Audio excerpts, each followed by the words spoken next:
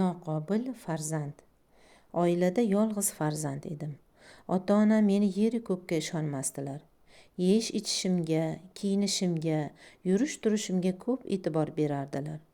O'g'limiz o'qisin, yaxshi odam bo'lsin deb jon kuydirardilar.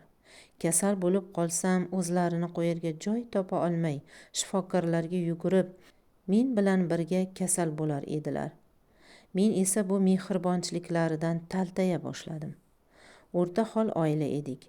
O'z uyimiz, Jiguli mashinamiz bor edi. Maktabni tugatib, bezori bolalarga qo'shilib ketdim. Ota-onamning pand-nasihatlariga, qaytariqlariga quloq solmadim. Axiri bir qaltis ish qilib qo'ydim. Meni qutqarish uchun bechora otam mashinasini ham sotdi.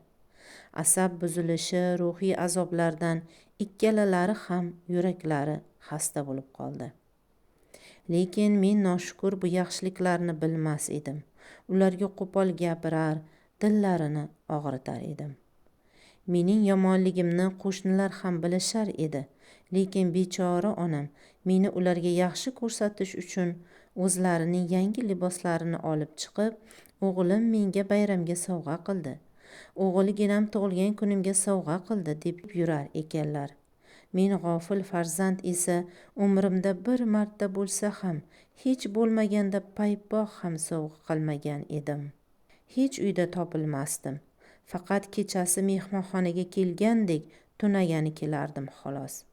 O'zimcha kibrga berilib, dadamning velosipedda yurishidan or qilib, aslida mashinasini sotib velosipedda yurishga o'zim sababchi edim.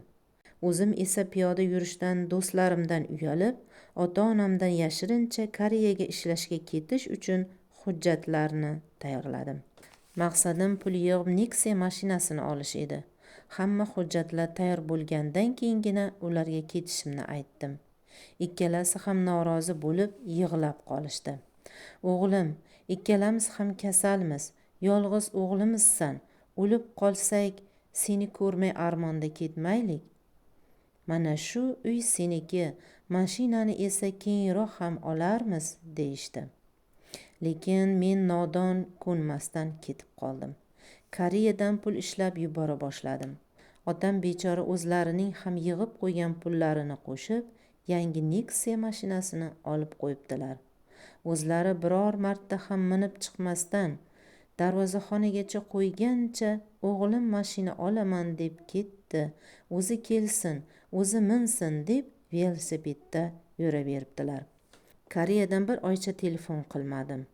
Shu orada otam bechora o'g'limga biror narsa bo'ldimikin deb zerikib, yurak xurujidan vafot qilibdilar. Telefon qilganimda esa onamning ham ahvollari og'ir ekan. Tezda samolyotga chipta topib uchib keldim. Lekin ming afsuski ulgura olmadim.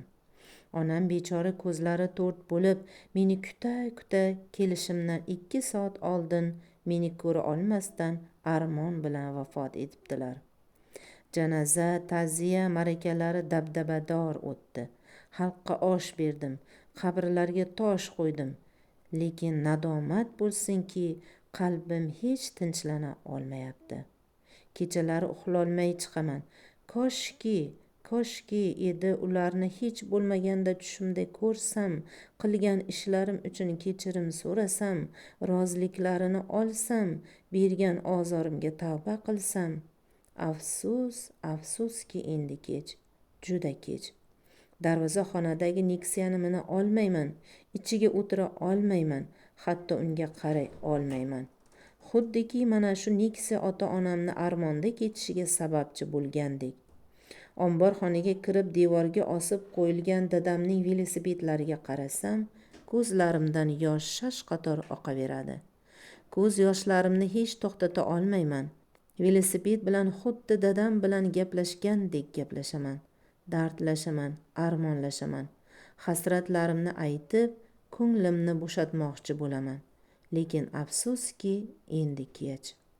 Onajonimga sovg'a qilmagan sovg'alarimni, onazorimning armonida ketgan onajonimning kiyimlarini olib, ko'zlarimga surtib yig'layman. Tirikliklarida aytolmagan shirin so'zlarni endi kiyimlariga aytaman. lekin afsuski endi kech, juda kech. Meni oxirgi marta aeroportda kuzatayotganlarida onajonim meni qattiq quchoqlab ko'kragimga boshlarini qo'yib yig'lar edilar. Quchoqlaridan hech chiqargilari kelmagan edi. Endi bilsam, onajonim meni oxirgi marta ko'rayotganlarini sezgan ekanlar. O'sha yuzlaridan armonli ko'z yoshlari uchun o'zimni hech kechira olmayman. Ota-onasi tirik birodarlarga maslahatim shuki, ularni tiriklik vaqtlarida qadrlariga yeting, ozor bermang, xizmatlarini qilib, duolarini oling. Menga o'xshab kech qolib, armonda, pushaymonda o'tmang.